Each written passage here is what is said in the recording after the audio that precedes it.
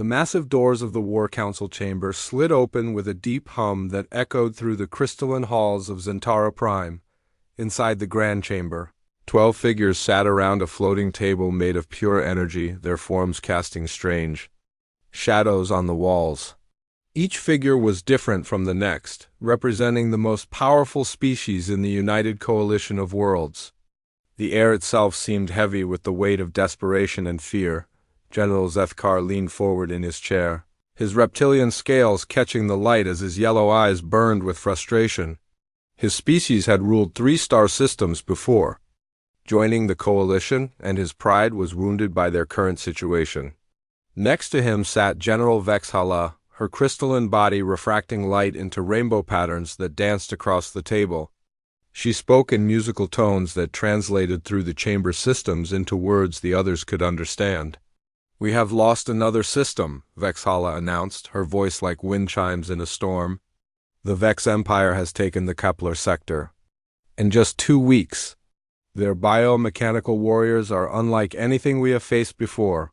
General Morthak, whose massive frame dwarfed even the oversized chair built for his Titan species, slammed a fist down on the table. The sound boomed through the chamber like thunder. "Our weapons barely scratched their living ships," he growled through his translator. "How do you fight an enemy that heals faster than you can hurt it?" The insectoid General Clickstar clicked his mandibles together in a pattern that showed deep concern. His compound eyes shifted to look at each of his fellow commanders before speaking. "My Hive Scouts report that the Vex forces are moving toward the core worlds. They will reach the industrial systems within 3 months if we cannot stop them." General Lumira, whose ethereal form seemed to float rather than sit, dimmed her natural glow to show respect for the dead. Her species communicated through light, but she had learned to speak for these meetings. "The loss of life has been terrible," she said softly. "Entire planets evacuated.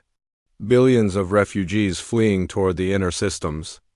The other generals nodded in agreement, their various forms of expressing concern creating a symphony of alien gestures. There was General Yactor of the aquatic depths, his breathing apparatus making soft bubbling sounds as he processed the water he needed to survive in the chamber's atmosphere. General Nimbara of the avian Skyriders kept her feathered crest low in a sign of mourning. The Mechanical General Unit 77 processed data streams that flowed across his optical sensors, like tears of light. "What of the human forces?" asked General Torgan of the stone-like mountain folk, his voice grinding like rocks in an avalanche. "They have been strangely quiet during these discussions." Several generals turned to look toward the chamber's entrance, where a single human representative was expected to arrive. The humans were one of the newer species to join the coalition, having only made contact 50 years ago. Most of the alien commanders knew little about them beyond basic diplomatic reports. "Humans," scoffed General Zethkar, his forked tongue flicking out to taste the air. "They barely have space travel that works properly. Their ships are held together with metal bolts and chemical fuel. What could they possibly offer against an enemy that has defeated our most advanced fleets?" General Vexhala-S crystal form flickered with what might have been amusement. "I've seen their military reports," she said. "They fight with projectile weapons that fire metal slugs. No energy shields, no quantum disruptors, no bioneural interfaces. They are centuries behind our technology. Their homeworld is barely classified as inhabitable," added General Clickstar. "High gravity, unstable. Weather, dangerous wildlife. It is remarkable they survived long enough to develop spaceflight at all." The conversation was interrupted by the soft sound of footsteps in the corridor outside. The chamber's sensors detected a single life form approaching, and the great doors began to slide open once again. The 12 generals turned their attention toward the entrance, expecting to see some form of human diplomat in ceremonial robes, or perhaps a military officer in powered armor like their own forces wore. Instead, a single figure walked through the doorway and stopped just inside the chamber. He was tall by human standards, but seemed small compared to the alien generals around the table. His clothing was simple and practical, the kind of uniform that had seen real use rather than parade grounds. The fabric was a dull green color with patches sewn over areas where it had been repaired. His boots were worn but well maintained, and his belt held only basic equipment. The man's face showed the weathered look of someone who had spent years in harsh conditions. His hair was cut short and practical, with gray streaks that spoke of experience rather than age. His eyes were calm and steady as they took in the assembled generals and their impressive displays of military decoration and technological enhancement. What struck the alien commanders most was what the human did not carry. No energy sword hung at his side. No plasma rifle was slung across his back. No powered armor encased his body. No ceremonial symbols of rank adorned his uniform. He wore no medals, no ribbons, no signs of achievement that the other species used to display their military prowess. General Zethkar's eyes narrowed as he studied the newcomer. "This cannot be their military representative," he hissed to General Vexhala. "He carries no weapons at all. Perhaps he is a translator or aide." The human walked forward without hesitation, his steps making no sound on the chamber's energy-dampened floor. He stopped at the position clearly marked for the human representative and stood at attention, his hands clasped behind his back in a posture that somehow managed to show both respect and confidence. General Morthak leaned forward, his massive frame casting a shadow over the human. "State your name and purpose," he rumbled through his translator. "We were expecting a military commander, not a diplomatic aide." The chamber fell silent as all 12 generals waited for the human's response. The floating table hummed softly in the background, and the light from Zentara Prime's twin suns filtered through the crystalline walls. The moment stretched out like a held breath, with the fate of billions hanging in the balance of what would happen next. The human looked up at General Morthak without flinching, meeting the alien's gaze with steady eyes that held depths the generals could not yet understand. When he spoke, his voice was quiet but carried clearly through the chamber's acoustic systems. "Earth Marine." The words hung in the air like a spell that had been cast over the entire chamber. For a moment that seemed to stretch into forever, complete silence filled the space between the crystalline walls. Then something extraordinary happened that none of the alien generals had expected. General Zethkar was the first to move. His reptilian form uncoiled from his chair with a fluid motion that spoke of deep respect rather than the casual dismissal he had shown moments before. His yellow eyes widened as they fixed on the human standing calmly before them.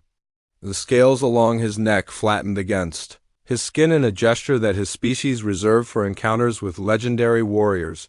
General Vexhala's crystalline body began to pulse with a soft blue light that indicated profound recognition. Her musical voice carried a note of awe as she too rose from her position at the energy table. The rainbow patterns that had been dancing across her surface shifted to deeper, more solemn colors that spoke of respect earned through blood and sacrifice. One by one, each of the 12 generals stood.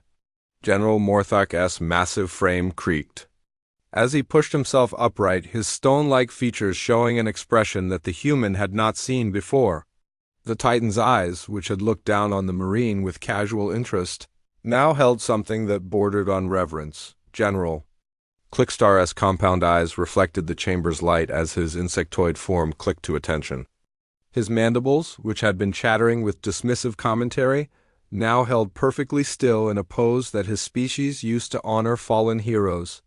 The soft clicking sounds he made were no longer casual conversation, but the ritual acknowledgement his people gave to warriors of legend. General Lumira's ethereal form brightened until she was almost too brilliant to look at directly. Her species expressed deep emotion through changes in their natural luminescence, and the way she glowed now spoke of stories told across star systems and legends that had become part of galactic folklore. The aquatic General Yakter's breathing apparatus made different sounds as his emotional state changed. The bubbling became more rapid and rhythmic, following patterns that his water-dwelling people used during ceremonies, honoring those who had faced impossible odds and survived. His webbed hands pressed together in a gesture of respect that transcended Species barriers, General Nimbara's feathered crest rose to its full height, and her avian eyes fixed on the human with an intensity that seemed to see through time itself. Her people were natural storytellers, and she recognized the weight of legend when it stood before her. The way she held her wings spoke of tales told in the highest reaches of her skybound cities, the mechanical, General Unit 77's optical sensors shifted through different spectrums as he processed not just the human's physical presence but the data streams that had suddenly become available to him. His artificial intelligence began accessing files that had been marked with the highest security classifications, stories that the Coalition had documented but few had been clearanced to read. General Torgan of the Mountain Folk stood with the slow deliberation of stone itself, but his movements carried the weight of mountains acknowledging an earthquake. His people were known for their unchanging nature, yet even they had learned to recognize forces that could reshape the galaxy itself. The remaining generals, each representing species with their own proud military traditions, completed the circle of respect. General Hexmore of the Desert Winds, General Quailin of the Ice Worlds, and General Zordak of the Void Swimmers all rose in perfect unison, their varied forms creating a tableau of alien respect that had never been seen before in the Coalition's history. Jake Murphy stood perfectly still as this wave of recognition washed over him. He had seen this reaction before, though not often and never from so many different species at once. His weathered face showed no surprise, no pride, no false modesty. He simply waited with the patience that had been trained into him through years of service and battles that most beings could not imagine surviving. General Zethkar was the first to speak, and his voice had changed completely from the dismissive tone he had used earlier. "We did not know," he said, his reptilian features showing an emotion that translated as something between respect and fear. The reports did not indicate that Earth was sending one of their Marines. "The records speak of your people," added General Vexhala, her crystalline form still pulsing with that deep blue light. "But we thought they were exaggerations, stories made larger through retelling across the star lanes." General Morthak's massive voice rumbled through the chamber. "Like distant thunder?" "The Battle of Kepler Station," he said, and the other generals nodded in recognition. "The defense of New Terra, the miracle at Dragon's Gate?" Each name he spoke carried the weight of legend, battles that had become part of galactic military history. "We have heard the stories," said General Clickstar, his insectoid form remaining perfectly still in its position of respect. "But we thought they were propaganda, tales told to boost morale among Coalition forces." Jake finally spoke, his voice carrying the same calm certainty it had held when he first identified himself. "They are not stories," he said simply. "They are after-action reports." The chamber fell silent again as the implications of his words sank in. The alien generals had heard tales of human tenacity that seemed too incredible to be true. Accounts of Marines fighting with broken weapons until they were reduced to using rocks and metal fragments. Stories of human soldiers who refused to retreat even when facing odds of 1,000 to 1. Reports of entire enemy battalions surrendering rather than face human ground forces in close combat. General Lumira's ethereal voice carried across the chamber like whispered starlight. "The Vex fear you," she said. And it was not a question but a statement of fact that had been confirmed through intelligence networks spanning half the galaxy. "They call humans the unbreaking ones in their biocommunications," added General Unit 77, his mechanical voice processing data streams in real time. "Their tactical databases classify Earth Marines as a Class 7 extinction threat." Jake nodded once, a simple acknowledgement of information he had heard before.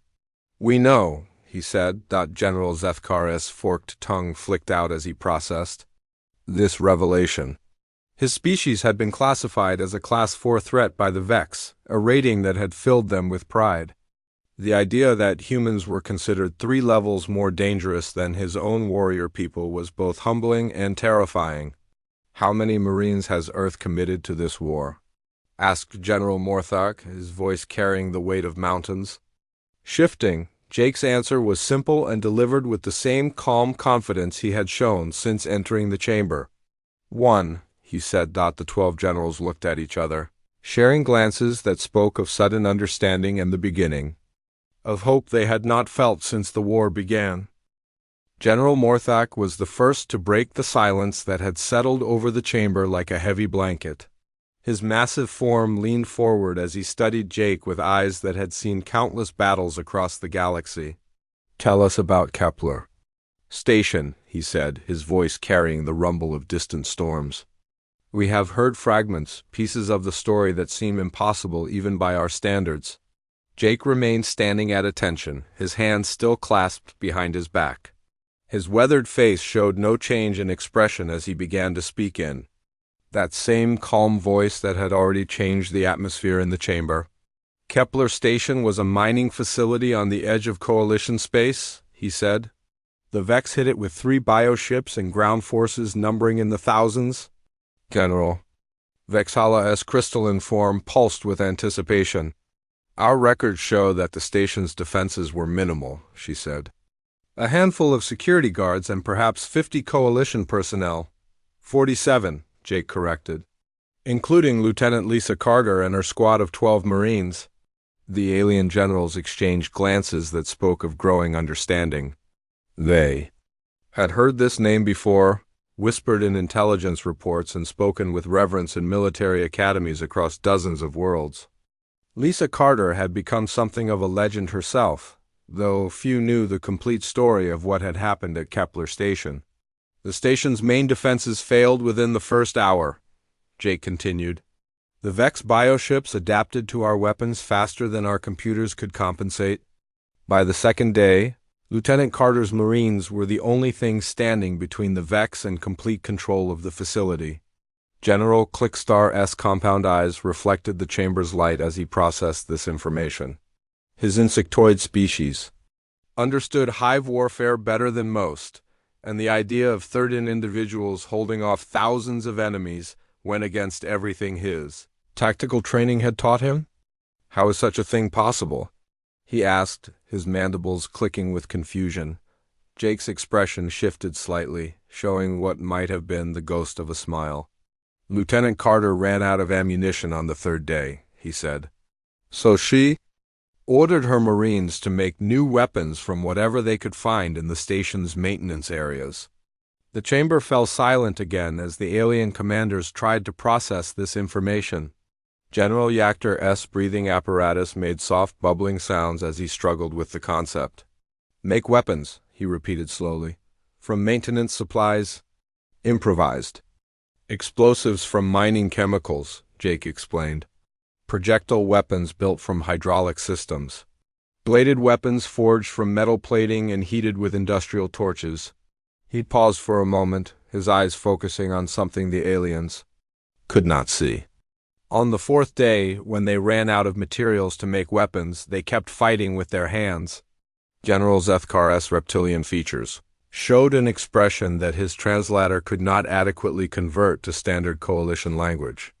The concept of continuing to fight without weapons was so foreign to his species that his mind struggled to accept it as reality.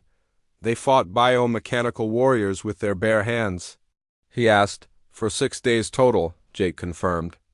The relief fleet arrived to find Lieutenant Carter and 3 surviving Marines still holding the station's central hub. The Vex had given up trying to take it and were in the process of retreating when our ships arrived. General Lumira's ethereal form brightened as she processed this information. Her species valued courage above all other virtues, and what she was hearing challenged her understanding of what courage could look like. 3 survivors from 13, she said softly.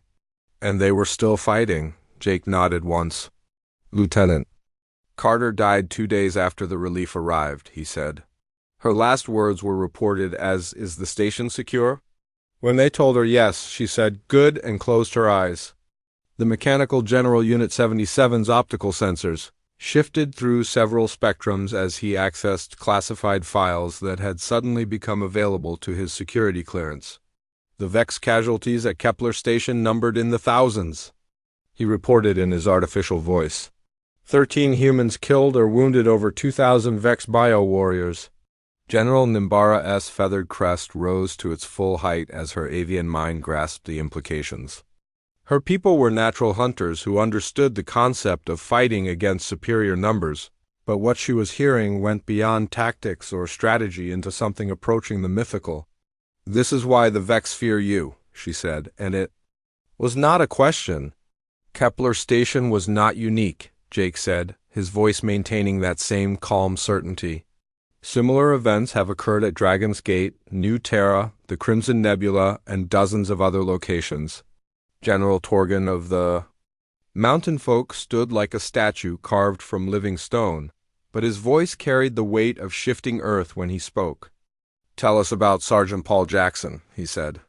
The reports of his actions at the Crimson Nebula seemed to defy the laws of physics themselves. Jake's weathered face showed what might have been respect as he spoke the name. Sergeant Jackson was piloting a damaged fighter escort when the Vex bioship broke through our defensive line, he said. His engines were failing, his weapons were offline, and his life support had maybe 10 minutes left. The alien generals leaned forward in their various ways, each species showing attention through their own cultural markers. The story of Paul Jackson had become legend across the galaxy, but few had heard it from someone who had access to the official reports. "The bioship was moving toward our transport fleet," Jake continued. 3,000 civilians were evacuating from the colony worlds, including families with children. Sergeant Jackson's fighter was the only thing in position to intercept. General Zethkar's yellow eyes narrowed as he tried to understand the tactical situation. "A single damaged fighter against a bioship," he said. "The mass difference alone makes combat impossible. Sergeant Jackson did not try to fight it," Jake said. "He flew his fighter directly into the bioship's central core at maximum velocity. The explosion destroyed both vessels, but the transport fleet escaped safely." General Vexhala's crystalline form pulsed with colors that indicated deep emotion. "He chose certain death to save others he did not even know," she said.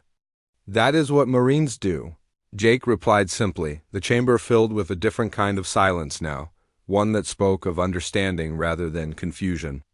The alien generals were beginning to grasp something that went beyond military tactics or technological advantages. They were seeing the foundation upon which human military legend had been built, and it was unlike anything in their own cultural experience. General Morthok's massive voice rumbled through the chamber like an earthquake finding its voice. "How many such stories exist?" he asked. Jake's answer was delivered with the same calm certainty that had marked everything he said since entering the chamber. "Every Marine has at least one," he said. The silence that followed Jake's words carried the weight of understanding that had been building throughout their conversation. General Morthok was the first to speak, his massive form shifting as he processed what he had learned about human military culture. "We need your help," he said, his voice carrying a humility that few had ever heard from the proud Titan. "Our conventional strategies have failed against the Vex Empire." Jake nodded once, a simple acknowledgement of what he had already known before entering the chamber. "That is why I am here," he said. His calm eyes moved from one alien general to another, studying their faces and forms with the careful attention of someone who understood that lives depended on the decisions made in this room. General Zethkar leaned forward, his reptilian features showing an eagerness that replaced his earlier dismissive attitude. "What do you propose?" he asked. "Our fleets cannot match the adaptive capabilities of their bioships. Our ground forces are overwhelmed by their regenerating warriors." "You are fighting them the way they expect to be fought," Jake replied. "The Vex have evolved to counter advanced technology and predictable tactics. They adapt to energy weapons, they heal from explosive damage, and they analyze battle patterns faster than your computers can change them." General Vexhala's crystalline form pulsed with curiosity. "Then how does one fight an enemy that adapts to everything we can throw at them?" she asked, her musical voice carrying genuine confusion. Jake's weathered face showed what might have been the beginning of a smile. "You fight them with something they cannot adapt to," he said. you fight them with chaos. The alien generals exchanged glances that spoke of growing interest mixed with concern. General Clickstar's compound eyes fixed on the human as his mandibles clicked in patterns that indicated deep thought. "Explain this chaos," he said. "Human military doctrine is built on adaptability rather than technology," Jake began, his voice taking on the tone of someone who had spent years teaching these concepts to others. "We do not rely on superior weapons or advanced systems. We rely on the ability to change our approach faster than the enemy can respond." General Lumira's ethereal form brightened as she processed this information. "But the Vex adapt at biological speeds," she said. "Their bio-neural networks can adjust." "Tactics in real time?" "They adapt to patterns," Jake corrected. "They analyze what you did and prepare for you to do it again. But humans do not repeat patterns, we improvise. We use whatever is available in the moment, and we never do the same thing twice if we can avoid it." General Unit 77's mechanical voice carried a note of confusion that his artificial intelligence was struggling to process. "This approach seems to eliminate the advantages of planning and preparation," he said. "How can such methods be effective against a superior force?" Jake turned to face the mechanical general directly. "Planning assumes you know what you will face," he said. "But in real combat, you never know what you will face. So, instead of making detailed plans, we train our people to think and adapt in the moment." General Yachter's breathing apparatus made thoughtful, bubbling sounds as he considered this concept. His aquatic species valued precision and careful calculation, and what he was hearing challenged everything he understood about military strategy. "You are suggesting we abandon our tactical advantages," he said. "I am suggesting you use tactics." "The Vex cannot predict because they have never encountered them before," Jake replied. "The Vex have fought advanced civilizations for thousands of years. They know how to counter energy weapons, biotechnology, and quantum systems. But they have never fought humans." General Nimbara's feathered crest rose as her avian mind grasped the implications. "You want to use our technological advantages in ways they have never seen," she said. Jake shook his head. "I want to abandon technological advantages entirely." He said, "I want to hit them where they cannot adapt because adaptation requires time and predictability." The chamber fell silent as the alien generals tried to process what the human was suggesting. General Torgan of the Mountain Folk spoke, slowly, his voice carrying the deliberate weight of stone. "What specifically do you propose?" he asked. Jake moved away from his position and walked toward the energy table that dominated the center of the chamber. His worn boots made no sound on the crystalline floor as he approached the holographic display that showed the current positions of Vex and Coalition forces. "We assault their home cluster directly," he said. General Zethkar's reptilian features showed shock that his translator struggled to convey. "That is suicide," he hissed. "The Vex home cluster is protected by thousands of bioships and planetary defense systems." "Exactly," Jake said. "They expect us to avoid it, to attack their supply lines and outer territories while building up forces for a conventional assault. They do not expect a direct attack with minimal forces using primitive tactics." General Morthak's massive form creaked as he leaned forward to study the holographic display. "How minimal?" he asked, though his voice suggested he already suspected. The answer would challenge everything he understood about military logistics. "1 transport ship," Jake said. 50 Marines. Basic equipment only, nothing the Vex can analyze or adapt to." He pointed to the central system in the Vex cluster, where intelligence reports indicated their primary command structure was located. "We infiltrate their main bioship from the inside." General Vexhala's crystalline form pulsed with colors. That indicated she was struggling to process this information. "Infiltrate from the inside," she repeated slowly. "You mean board a living ship that is designed to resist exactly that kind of intrusion?" "Living ships have weaknesses that mechanical ships do not," Jake explained. "They need to eat, they need to breathe, they need to process waste. More importantly, they think. and anything that thinks can be confused. General Clickstar's mandibles clicked rapidly as his insectoid mind tried to grasp the tactical implications. "The risks are enormous," he said. "If you fail, you will be giving the Vex detailed information about human combat capabilities." Jake's expression remained calm as he met the insectoid general's compound gaze. "We do not plan to fail," he said. "And if we do fail, the information they gain will not help them against the next human force they encounter." General Lumira's ethereal voice carried a note of realization. "Because the next human force will use completely different tactics," she said. "Because every human force uses completely different tactics," Jake confirmed. "That is what makes us effective against enemies that adapt. We do not give them anything consistent to adapt to." The alien generals sat in contemplative silence as they processed what they had learned. Finally, General Morthak spoke, his voice carrying the weight of mountains accepting an earthquake. "What do you need from us?" he asked. Jake's answer was simple and direct. "Transportation to the target and a promise that, if we succeed, you will be ready to follow up with conventional forces to secure what we take." General Zethkar's yellow eyes narrowed as he studied the human who stood so calmly, proposing what seemed like an impossible mission. "And if you fail?" he asked. Jake's weathered face showed no doubt, no hesitation, no fear of the possibility. "Then you will know that the Vex can be hurt," he said, "and you will find another way to hurt them." The chamber filled with a different kind of silence now, one that spoke of decisions being made and courses being set. The 12 alien generals looked at each other, sharing communications through methods their species had developed over millennia of cooperation and conflict. General Morthak was the first to speak. "When do you want to begin?" he asked.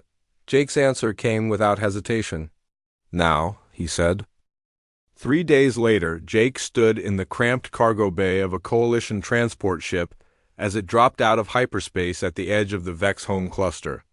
Around him, 49 other Marines checked their equipment with the quiet efficiency that came from years of training and experience. Unlike the advanced gear carried by Coalition forces, the Marines wore simple body armor and carried basic, projectile weapons that looked primitive compared to the energy rifles used by other species. Marine Kate Sullivan finished securing her combat pack and moved to stand beside Jake at the bay's observation window. Through the reinforced glass, they could see the bioships of the Vex fleet moving through space like living creatures swimming through an ocean of stars. The ships pulsed with organic light and seemed to breathe as they moved, their surfaces covered in what looked like scales or skin rather than metal plating. "Target is the big one in the center," Jake said, pointing to a massive bioship that dwarfed even the largest Coalition vessels. The ship was easily 10 times the size of their transport, its surface covered in what appeared to be sensory organs and defensive systems that moved like living tissue.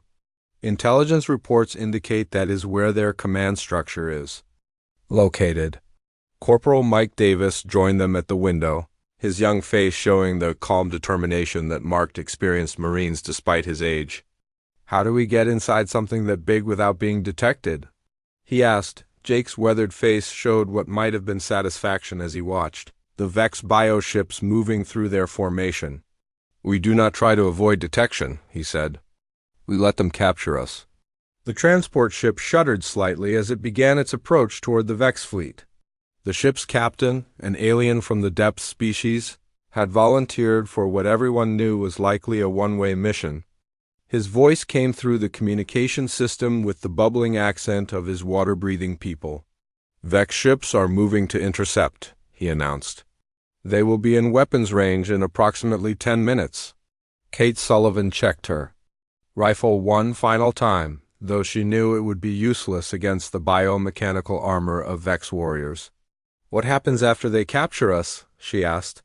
"They will bring us aboard for analysis," Jake explained. "The Vex always study new enemies before deciding how to deal with them. That gives us time to move through their ship and locate the command center." Mike Davis looked at his combat knife, one of the few weapons that might actually be effective. "In close quarters combat aboard a living ship. And then?" he asked. Jake's answer was simple and direct. And then we do what Marines do, he said. The transport ship began to shake more violently as Vex bioships surrounded it and began using some form of organic tractor beam to pull it toward the massive command vessel. Through the observation window, the Marines could see the surface of the bioship growing larger, as they were drawn toward what appeared to be a mouth-like opening in its hull. "Remember," Jake said, his voice carrying clearly through the cargo bay despite the noise of the ship being pulled through space. "The Vex think in terms of adaptation and analysis. They will expect us to fight like other coalition species. Do not give them what they expect."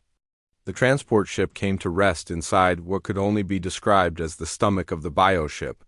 The walls around them pulsed with organic rhythms, and the air that began to fill the space carried the smell of something alive and alien. Through the windows, they could see Vex bio-warriors moving toward their ship with the fluid grace of creatures that had been designed for combat. Kate Sullivan watched as the Vex warriors surrounded their transport. The creatures stood nearly 8 feet tall and appeared to be part insect, part machine, and part something else entirely. Their bodies were covered in what looked like living armor that shifted and moved as they breathed. "They are beautiful in a terrible way," she said quietly. "They are also about to learn why the galaxy fears humans," Jake replied.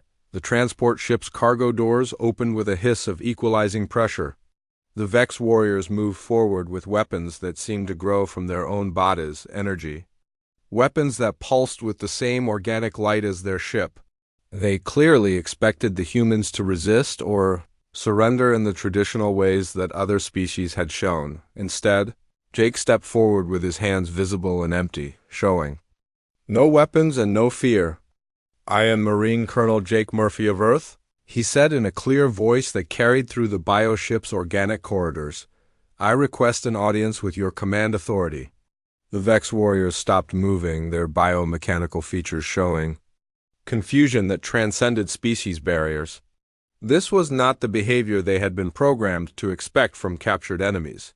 Their weapons remained trained on the humans, but they did not fire. The largest of the Vex warriors made sounds that seemed to come from deep within its biomechanical throat. A translation device somewhere in the ship converted the sounds into words the humans could understand. "You surrender," it said, though the statement carried more confusion than certainty. "We request dialogue," Jake corrected. "There is a difference." What followed was unlike anything the Vex had experienced in thousands of years of conquest. The humans walked calmly through the bioship's corridors as if they were guests rather than prisoners. They studied the organic walls and pulsing systems with obvious interest rather than fear. When Vex warriors moved to block their path, the humans simply waited patiently until the creatures decided what to do next. Kate Sullivan noticed that the bioship's internal systems seemed to respond to emotional states, the walls growing brighter or dimmer based on the stress levels of the creatures around them. She began to understand what Jake had meant about living ships having weaknesses that mechanical ones did not. They were brought before the Vex Queen Mind in a chamber that pulsed with the heartbeat of the entire ship. The creature was massive and ancient, her biomechanical form connected to the ship itself through organic cables that carried information faster than any computer network. Her eyes, if they could be called eyes, fixed on Jake with an intelligence that had conquered star systems. "You are the humans we have heard about," the Queen Mind said, her voice seeming to come from the walls themselves rather than her physical form. "You are smaller than we expected." Jake stepped forward until he was standing directly in front of the massive creature, showing no fear of her size or obvious power. "We are exactly what we need to be," he said. The Queen Mind's biomechanical features shifted as she processed this response. "You have come here to die," she said. "Your ship is captured, your weapons are primitive, and you are surrounded by thousands of our warriors." "We have come here to talk," Jake replied. "But if you prefer to fight, we can do that too." What happened next would become part of galactic legend, though few would ever believe the complete story. Jake Murphy, wearing nothing but simple combat gear and carrying only basic weapons, challenged the queen mind of the Vex Empire to single combat. Not because he believed he could win through superior strength or technology, but because he understood that sometimes the most important victories come not from fighting better, but from fighting differently. The battle lasted less than 10 minutes. But in that time, Jake demonstrated everything that made humans legendary throughout the galaxy. He did not try to overpower the Queen Mind or match her biomechanical enhancements. Instead, he used her own aggressive instincts against her, turning the ship's organic systems into weapons, and showing that adaptation meant nothing when facing true unpredictability. When it was over, the Vex fleet began its retreat from Coalition space. The bioships that had seemed unstoppable just days before fled toward the outer rim of the galaxy, carrying with them the knowledge that there were some enemies that could not be defeated through adaptation or superior technology. Jake Murphy returned to the War Council chamber on Zentara Prime, still wearing his simple uniform and still carrying no ceremonial weapons. The 12 alien generals rose to greet him as they had before, but now their respect carried a different quality. They had seen what human Marines could accomplish when the odds seemed impossible. The war was not over, but it had changed. Across the galaxy, other species began to study human military tactics and philosophy. Some tried to copy them, though few succeeded. The concepts of improvisation and adaptability that seemed so simple were actually the result of millions of years of evolution on a hostile world that had taught humans to survive through determination rather than technology. Jake took his position at the energy table and looked at the assembled alien commanders with the same calm confidence he had shown since first entering their chamber. "What is our next target?" he asked, as if challenging the most powerful enemy in the galaxy had been just another day at the office. The 12 generals looked at each other and began to smile in their various ways. They were beginning to understand that having humans as allies meant that no enemy, no matter how powerful or adaptive, would ever be truly safe again.